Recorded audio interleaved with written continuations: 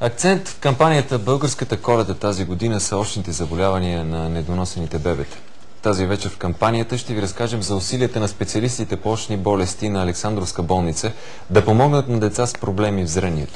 На детското очно отделение в болницата е нужна апаратура за 150 000 евро.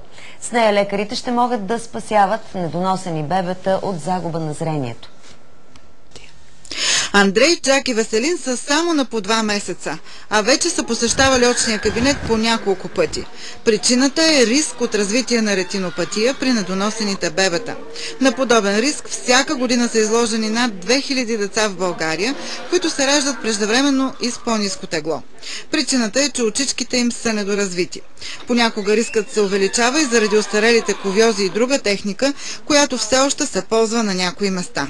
Искам да изкажа благодарности на всички, които подкрепиха Българската Коледа миналата година, тъй като голяма част от парите, които дариха, се отдели за едни по-съвременни кувьози, техника, която е на световно ниво, и благодарение на това ретинопатията на недоносените като процент намаля.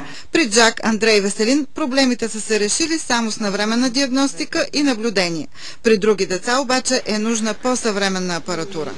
Един уред, който е измислен специално за диагностиката на ретинопатията на недоносените, нарича се RedCam и с него се визуализира много добре очните дъна на всички недоносени деца. Уредът е на цена 100 000 евро, но открива на време преди третия стадий заболяването, когато то е лечимо в 80% от случаите. Ако се изпусне този момент, рискът от загуба на зрението е много голям.